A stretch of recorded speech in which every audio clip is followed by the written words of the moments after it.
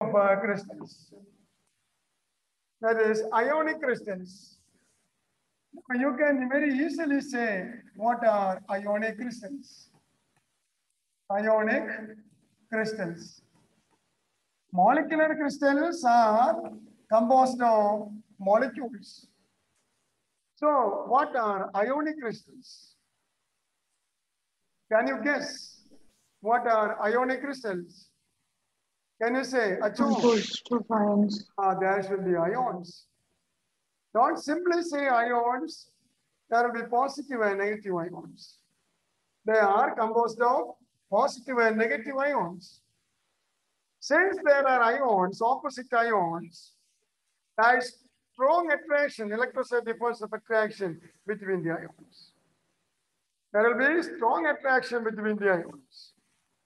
Since the attraction is very strong, ionic crystals are very hard and they are brittle. Brittle. Brittle means when hammered, that is broken into pieces. When hammered, that is broken into pieces. And that property is called the brittleness. Brittleness. So ionic crystals are very hard. They are brittle. That is due to the very strong attraction between ions. Not only that, in the solid state, the ions cannot move. In the solid state, the ions are immobile. The ions cannot move. So in the solid state, ionic crystals are insulators of electricity. They are insulators of electricity in the solid state. Why? There are ions, but the ions cannot move in the solid state. Ions are very strongly held in the solid state.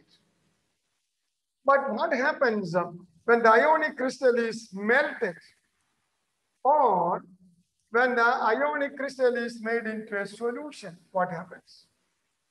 In the molten state as well as in the solution state, the ions become mobile.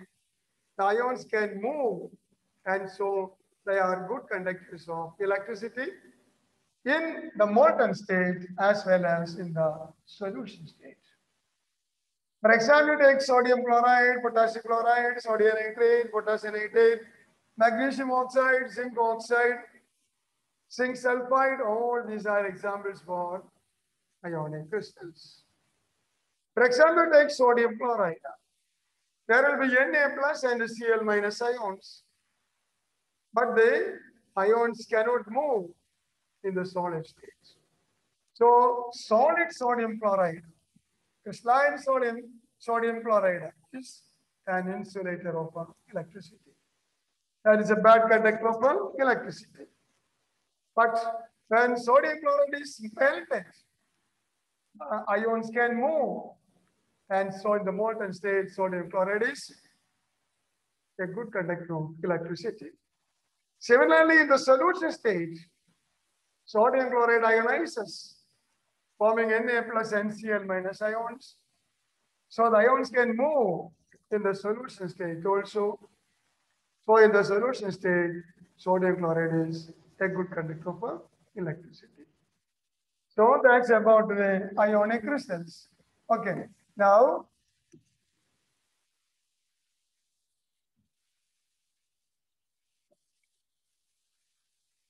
okay, let us write the definition for ionic crystals. You write? Oh, you can write. Composed of positive and negative ions. Positive and negative ions. Ionic crystals are composed of positive and negative ions. There will be ions. Positive ion means cation. Negative ion means anion. There will be two types of ions. These ions are held strongly by strong electrostatic force of attraction, held held by strong, very strong electrostatic force of attraction. Electrostatic force of attraction. Strong electrostatic force of attraction. There will be strong attraction between the ions. So held by strong electrostatic force of attraction. So what is the result of this? There is strong attraction. So what will be the result? So ionic crystals are hard and brittle. Hard and brittle. Brittle. They are hard and brittle.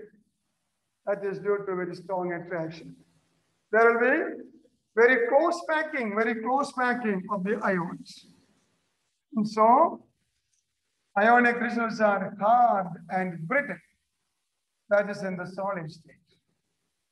Now you come to the molten state or the solution state, as well as the solid state also. In the solid state, ions cannot move, and so they are insulators. So that is the next property we have to see. The next property,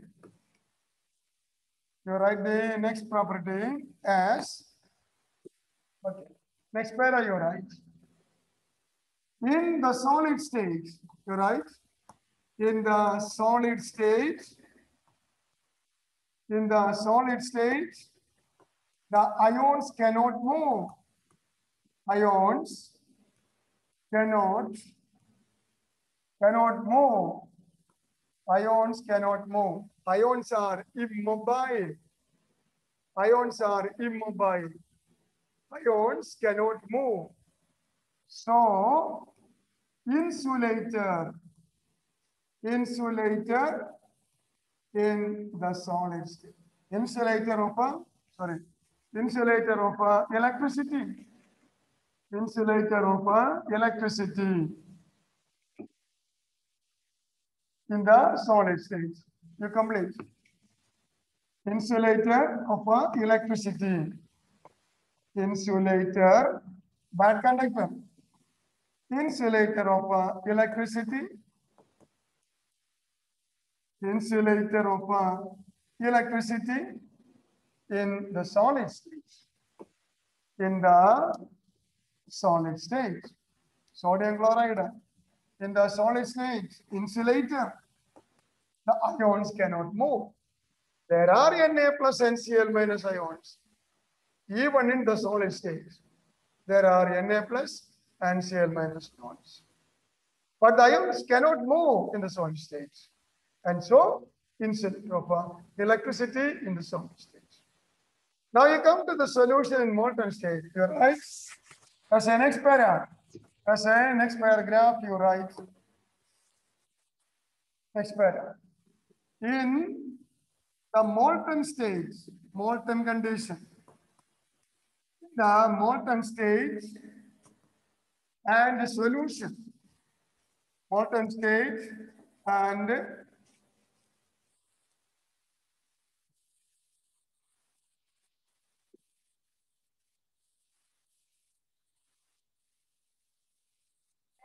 everything is gone.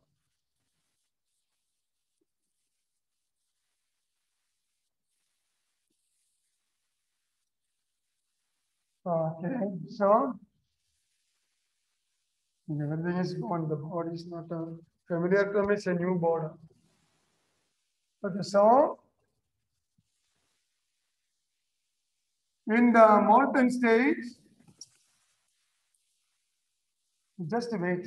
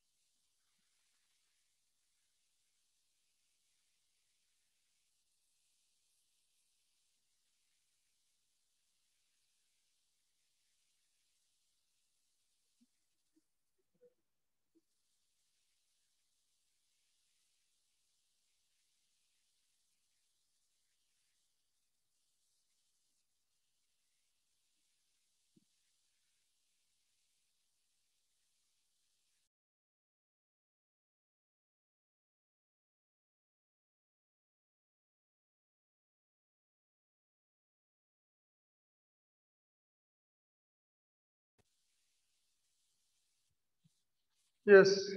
Okay, friends, welcome back. In the solution state, molten state, and in the solution state, the ions can move. So you complete it. In the molten state, in the molten state,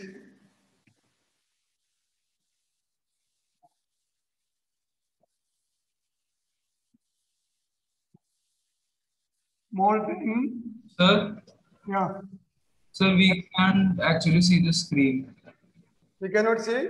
No, we can't see what you're writing. Oh, let me for it. The problem is this new Option. code for me. Okay, okay, let me try again.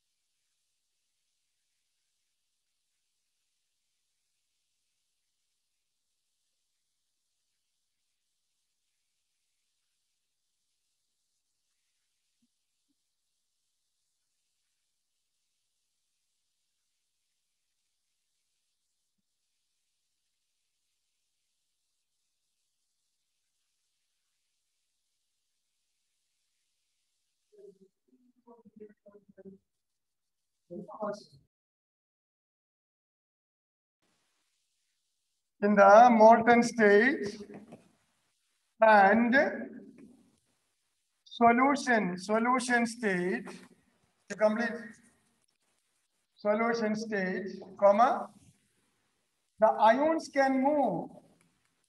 Ions can move. The ions can move.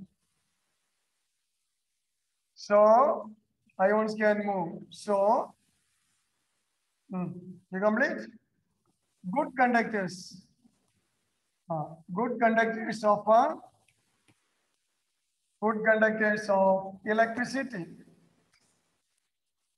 Good conductors of electricity in the molten state and solution state and solution and solution. In the molten state and solution state, the ions can move. So good conductors of electricity. Ionic compounds are good conductors of electricity in the molten state as well as in the solution state. Let us write some examples. Examples.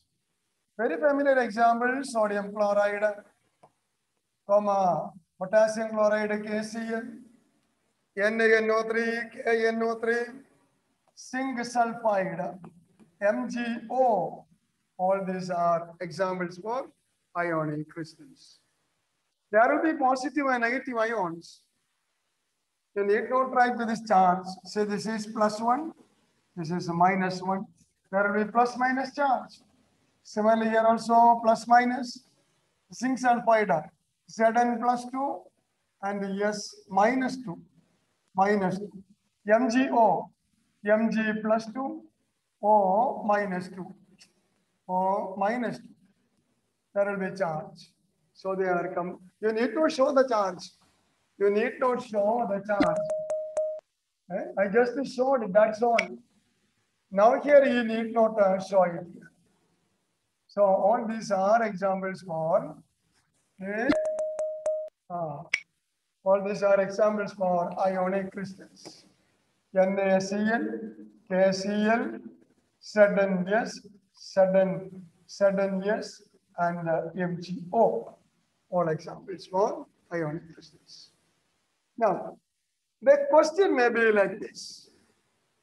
Sodium chloride is an insulator in the solid state, but it is a good conductor of electricity in the solution state.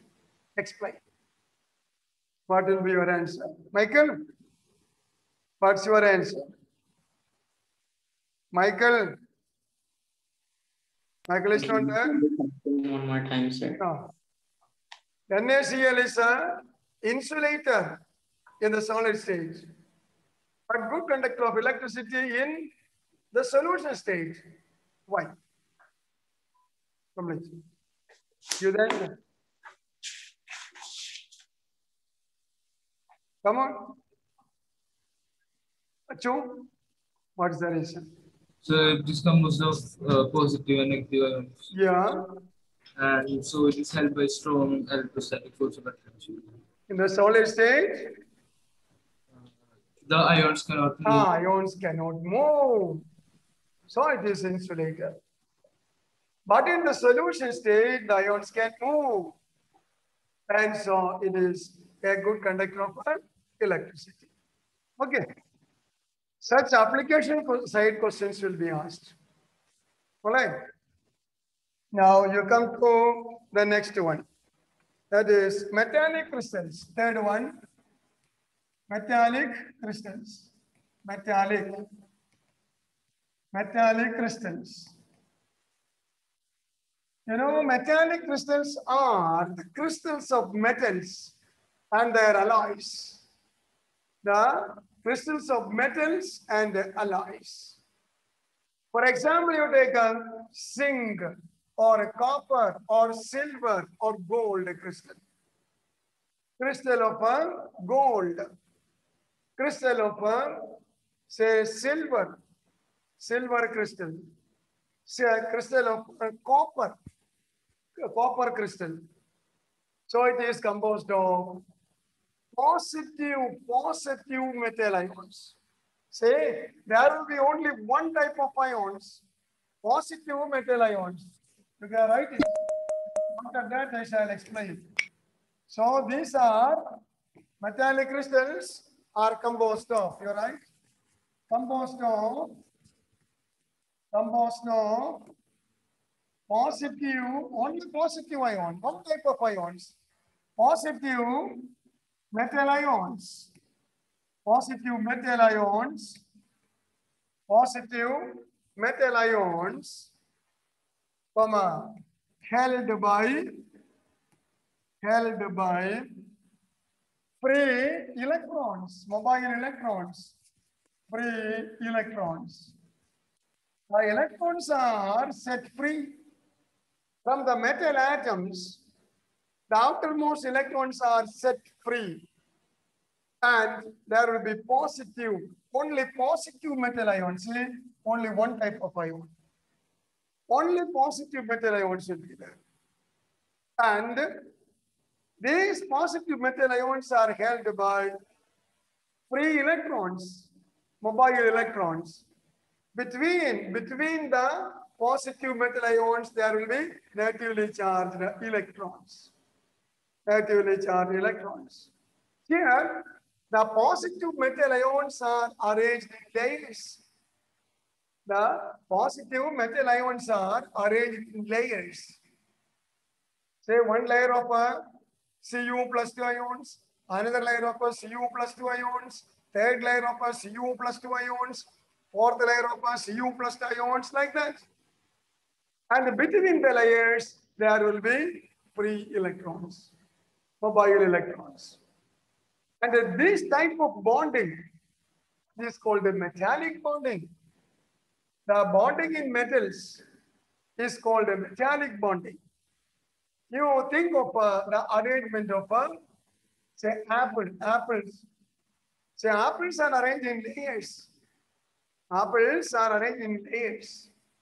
And between the layers, there will be free electrons.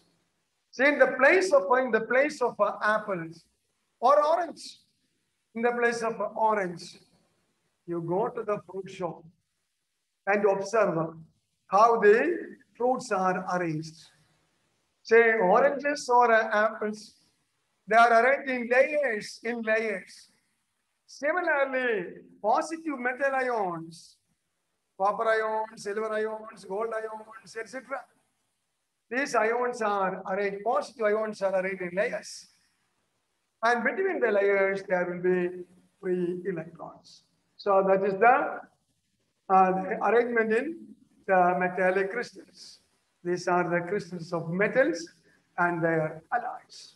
There will be only positive metal ions, composed of positive metal ions held by free electrons, and these electrons are called electron gas or electron sea or electron pool or electron pond or electron cloud, various names given to the free electrons. Okay. Now, since the positive ions are arranged in layers, remember, there will be only one type of ions, positive ions, only positive ions. And the positive ions are held by electrons. Say, as a cement, as a bond between the layers, electrons are acting. Electrons are acting as a cement between the layers. Electrons are acting as a bond between the layers. The only binding force, that is an electron between the layers. Okay. The layers are not held strongly. So what happens? When it is hammered, force is applied, the layers will be slipping over one another. The layers are slippery. Due to the slippery nature of the layers of positive ions, metals are malleable and ductile. See, the layers will be slipping over one another. The layers are slipping over one another. So due to the slippery nature of the positive metal ion layers, metals are malleable and ductile. So we can write that is the next point. So next point you can write. Okay. Right? The layers of positive metal ions,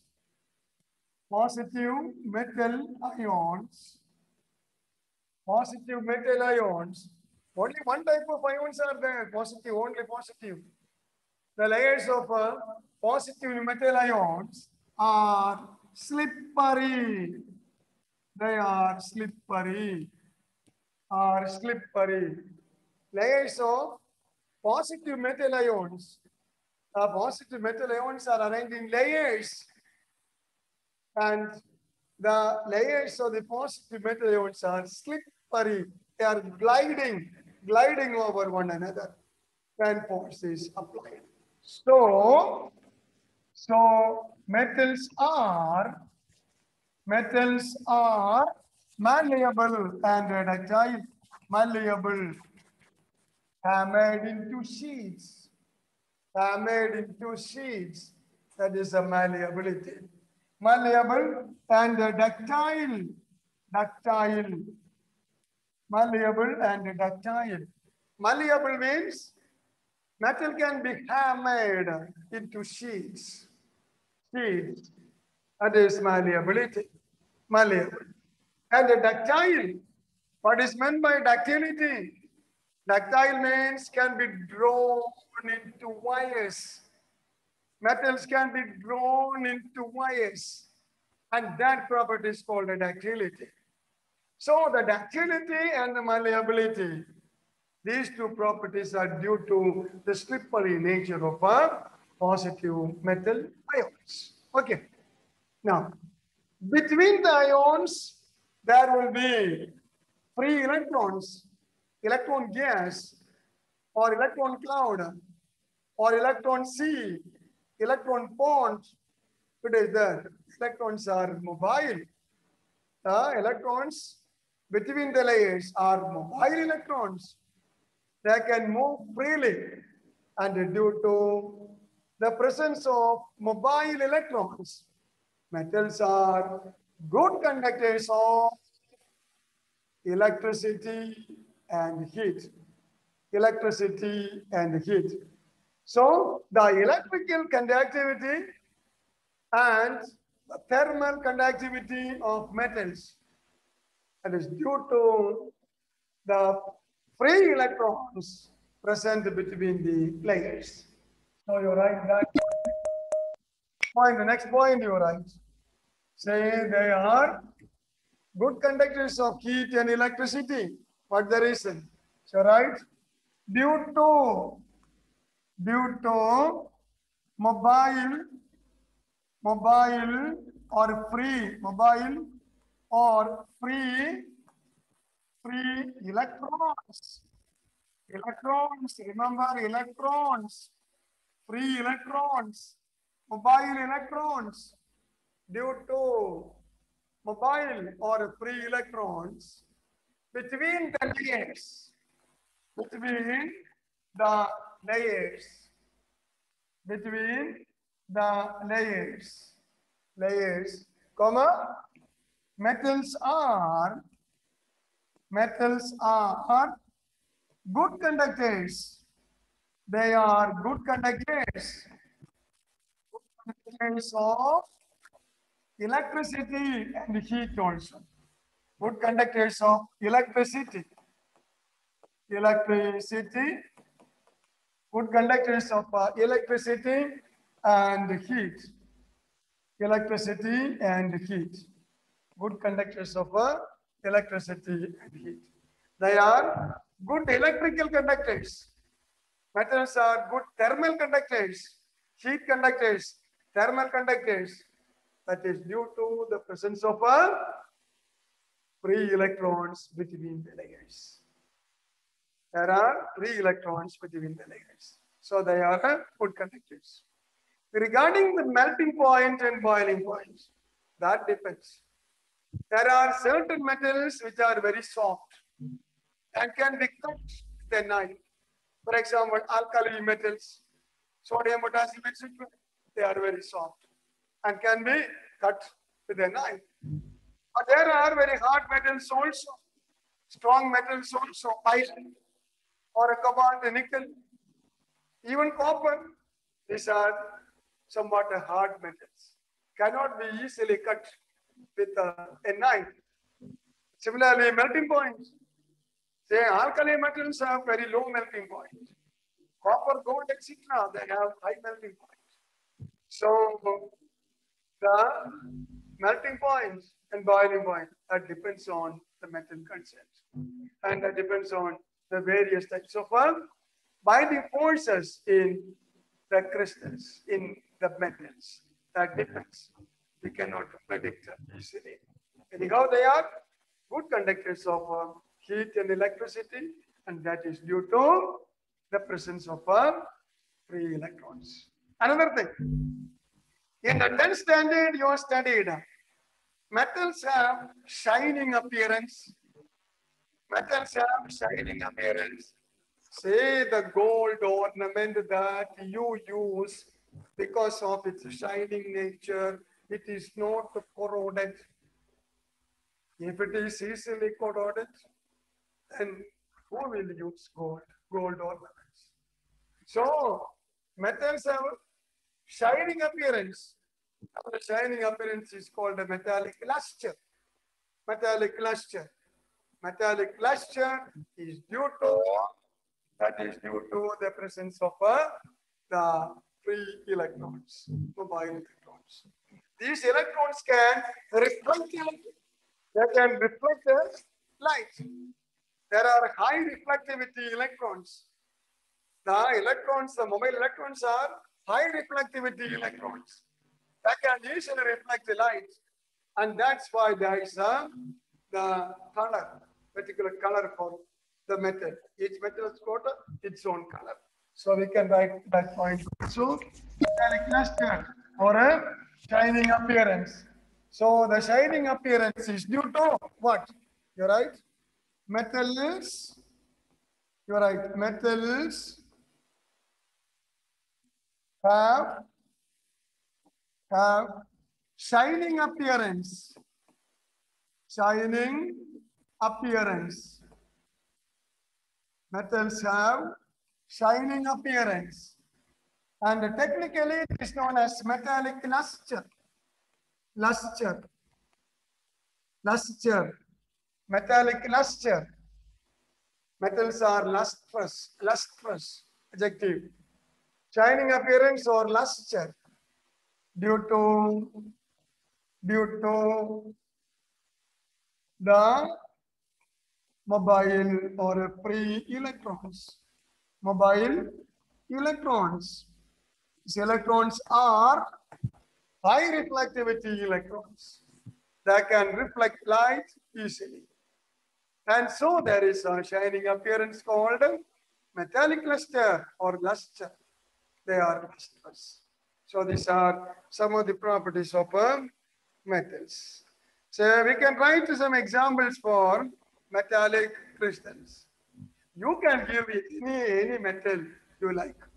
So I'm not giving you any example copper, gold, silver, aluminum, iron, etc. All these are examples. There are some alloys also. So that's about the metallic crystals. Okay. Let us go to the fourth type. They are called covalent crystals. Covalent crystals. The covalent crystals are also known as network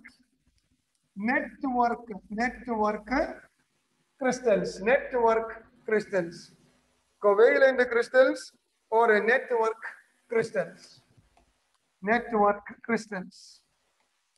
Covalent crystals or a network crystals.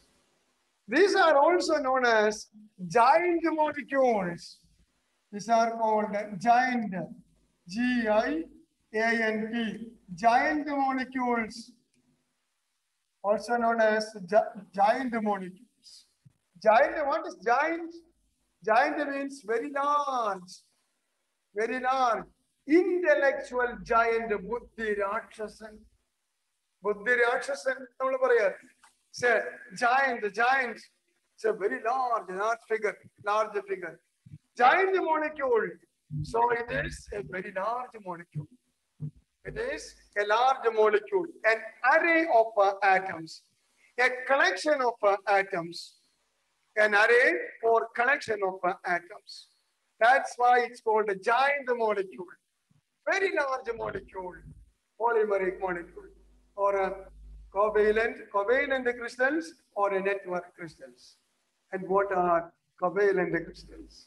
See, they are composed of atoms. Yes, coming to atoms. Now we are coming to atoms. So these are composed of atoms. Constituent particles are atoms. Nia, Michael. The constituent particles are atoms. See, in the first case, we have seen the constituent particles are molecules, molecular crystals. The constituent particles are positive and negative ions, ionic crystals. The constituent particles are positive metallic ions, metallic crystals. Only one type of ions, metallic, positive ions. Now, finally, we come to the covalent or network crystals. They are composed of atoms. The particles are atoms. But the atoms are held very strongly. That's covalent bond, but the covalent bonds are very strong directional covalent bonds. You can write composed of atoms held by very strong covalent bonds are directional bonds. So very strong directional covalent bonds. There will be very strong covalent bonds. Very strong covalent bonds. Directional covalent bonds are directional bonds. All the covalent bonds are directional bonds. Ionic bonds are non-directional bonds. Ionic bond means attraction between positive and negative ions. And the attraction can be from any direction. But that's not the situation in the covalent molecules. In the covalent molecules, there will be sharing of electron pairs between the atoms, and there will be overlapping of atomic orbitals or a hybrid orbitals. There is a overlapping, the valence bond theory, overlapping of orbitals, maybe pure atomic orbitals or maybe hybrid atomic. Remember, we need this in the chapter coordination complexes. Valence bond theory is essential there. So you must study it well again when you get time. Okay, so when covalent bonds are formed, there is orbital overlapping. The orbitals are overlapped. So there is orbital overlapping and sharing of electron pairs. That's why we say covalent bonds are directional bonds. Maybe coaxial overlapping, maybe head-on overlapping, maybe end-to-end overlapping. Then that covalent bond is called acho. Come on. Covalent bonds are of two types. Michael, do you remember? Nia, what's your opinion? Do you remember? Achu? There are 5 bonds and sigma bond. Yes. There are pi bonds and sigma bonds. Sigma bonds are formed by coaxial overlapping. Coaxial overlapping. End-to-end overlapping. Or head-on overlapping. They are coming, the orbits are coming in the same direction. Orbits are coming in the same direction. That is coaxial. So it is directional. Okay. So composed of atoms held by very strong covalent bonds between the atoms. Yeah, the atoms may be of the same type or different types. Covalent bonds, there will be strong attraction between the atoms. Since there is strong attraction between the atoms, the covalent crystals are hard and brittle, and they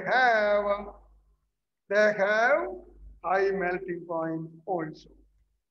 The covalent crystals are also hard and brittle.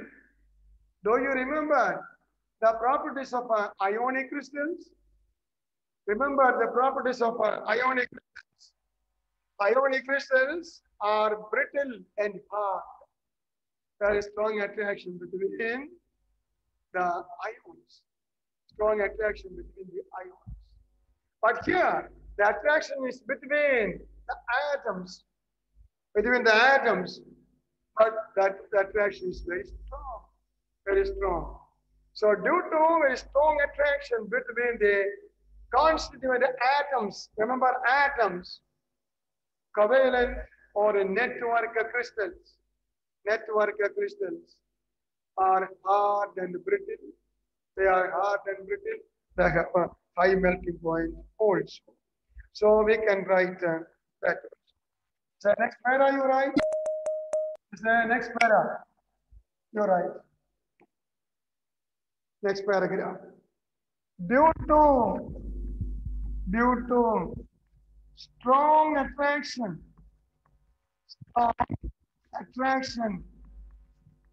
very strong attraction between atoms. Remember atoms, not ions, atoms.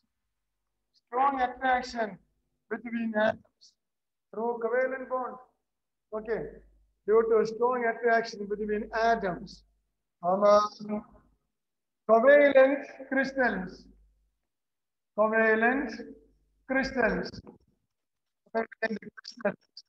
network crystals are hard and brittle,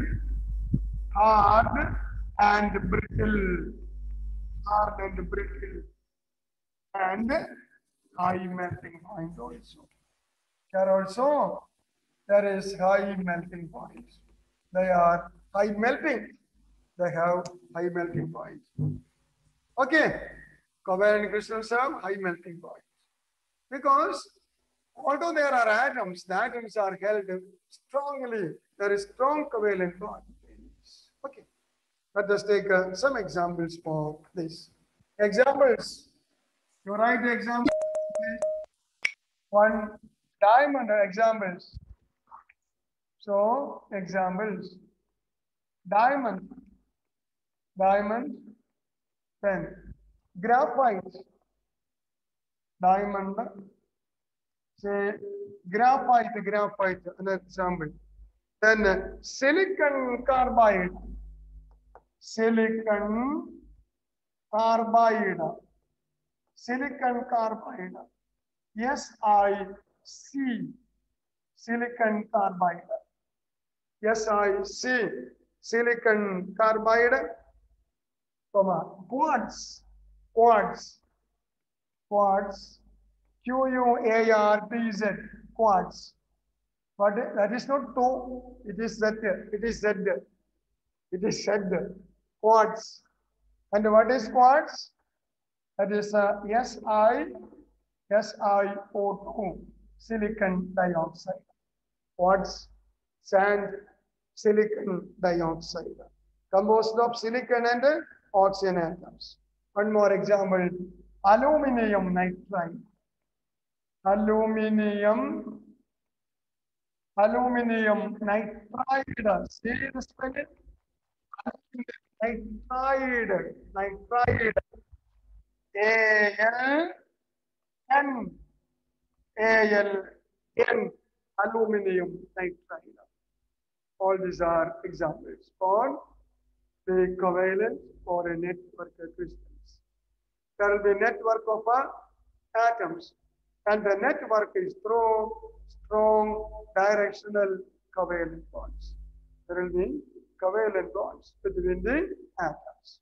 Okay, some examples are given here. Let us consider two examples, diamond and graphite separately. That we have studied in the 10th standard, properties of diamond and graphite. That also we have studied in the 10th standard. So here we are going to repeat the properties of diamond and graphite. Do you remember the property of diamond?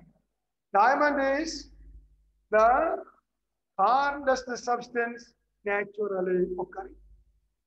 The hardest substance naturally occurring. So let us write the properties of a diamond and graphite. So right, diamond and graphite. Diamond and graphite. Diamond and graphite. Let us see the differences between diamond and graphite. As we know, diamond and graphite are the allotropes of carbon. Both are allotropes of carbon. But the properties are slightly, not slightly, there is much difference in their physical properties. Not chemical. There is a much difference in the physical properties. Okay, let us draw two columns. They are diamond, and they are graphite. Second column, graphite. Let us see the properties of diamond and graphite. Say point number one. Point number one. Say, let us think of the hybridization in diamond. Hybridization in diamond. See, both are composed of carbon atoms. Both are composed of carbon atoms. But in diamond, carbon has sp3 hybridization. You can write sp3 hybridization. Now you remember hybridization? Remember? sp3 hybridization. But in graphite, carbon has sp2 hybridization. sp2 hybridization. may be asked for, say, the multiple choice questions. Multiple choice. Diamond, sp3 hybridization for carbon. Both are carbon. Allotropes are carbon. sp3 hybridization, while graphite sp2 hybridization. Okay. Then in diamonds, since there is sp3 hybridization, there is a tetrahedral structure. Each carbon atom is tetrahedrally surrounded by 4 other carbon atoms. So right here, each carbon atom, each carbon is tetrahedrally sp3 tetrahedrally surrounded by 4 other carbon atoms. 4 other carbon atoms. 4 other carbons. Only carbon atoms are there. Only carbon atoms. So one carbon atom is surrounded by 4 other carbon atoms, and the arrangement is a tetrahedral arrangement. So each carbon is tetrahedrally surrounded by 4 other carbon atoms. Tetrahedral arrangement. Here, in the second case, that is a graphite, there is a planar arrangement in a plane.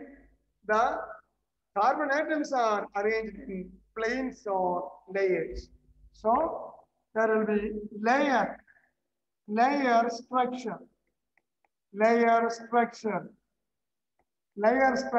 for carbon atoms. Layer structure of carbon atoms. Carbon atoms are arranged in layers. Remember, in the case of a metallic crystal, there are layers, but layers of a same type of atoms, ions, same type of ions. Here also there will be layer structure. In a layer, each carbon is surrounded by 3 other carbon atoms. In a layer, there will be hexagonal layers. Say one, another ring. There will be hexagonal layers. One layer, carbon atom, here carbon, see, carbon atoms. So there will be layer structure for carbon atoms. Layer. There is one layer. Above that, another layer is kept. Above that, a third layer is coming. Then a fourth layer is coming. So there will be layer structures layers of carbon atoms. In a layer, you look at the structure there. One layer is shown, and in one layer, one carbon atom is surrounded by how many carbon atoms? Look at it. One carbon atom is surrounded by 3 other carbon atoms. One is surrounded by 3 other carbon atoms. That is the structure. There is a layer structure. And one carbon is surrounded by 3 other carbon atoms. You're right? Layer structure of carbon atoms. Then, in a layer,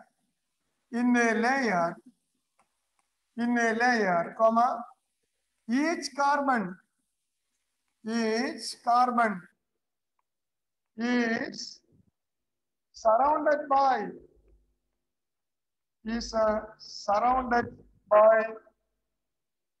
3 other carbon atoms. 3 other carbon atoms. Okay. 3 other carbon atoms in a layer. Such layers are kept one over the other, and the layers are not held strongly. There will be free electrons between the layers.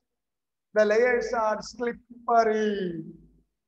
The layers of carbon atoms are slippery due to slippery nature of the layers.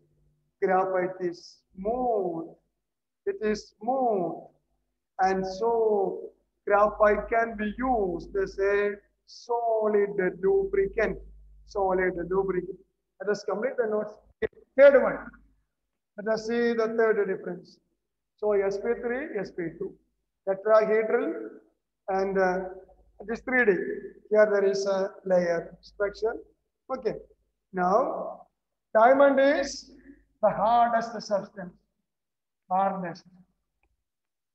It is the hardest substance naturally occurring. Diamond. While graphite is smooth. It is smooth. Graphite is smooth. Why graphite is smooth? Why graphite is smooth? You know the reason. In graphite, carbon atoms are arranged in layers. Layers are kept one over the other, and the layers are slippery, smooth. So in brackets, you write, layers of carbon atoms. Layers of carbon atoms are slippery. Are slippery. Full stop. So graphite is smooth. So graphite is smooth.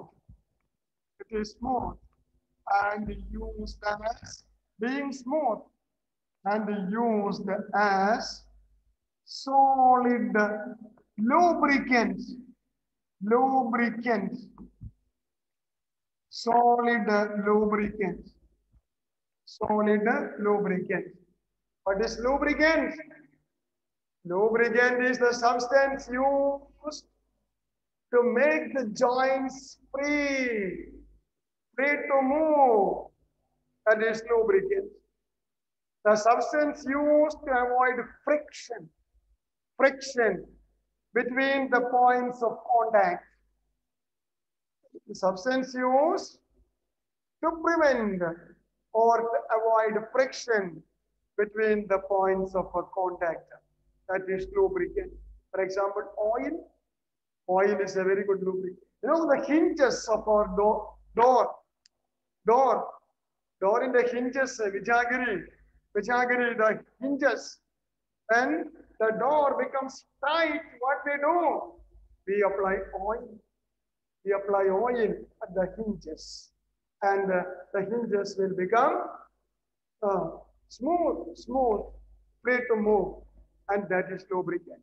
Here, this is used, the graphite is used as a solid lubricant. One more difference. Say, diamond is insulator. This is very hard and insulator of electricity.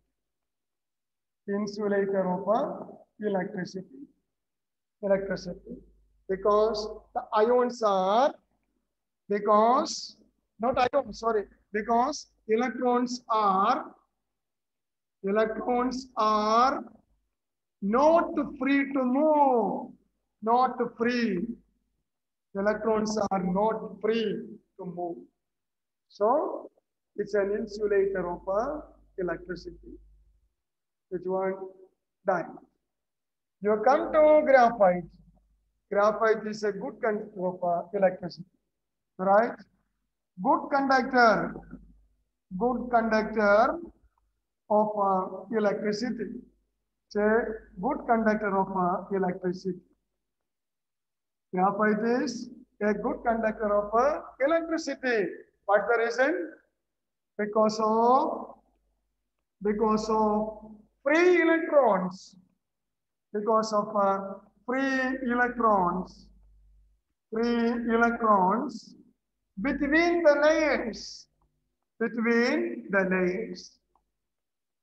There will be electrons between the layers, and these electrons are free electrons. They can move freely, and therefore Graphite is a good conductor of electricity. So these are the differences between diamond and graphite. Diamond is very hard. It is very hard. Then it is insulated. There is sp3 hybridization, hardest substance. Then graphite, sp2, layer structure. The layers are slippery and so smooth. Being slippery and smooth, it is used as a zone in lubricant. Then diamond is insulator of electricity, while graphite is a good conductor of electricity. That is because in graphite, the electrons between the layers are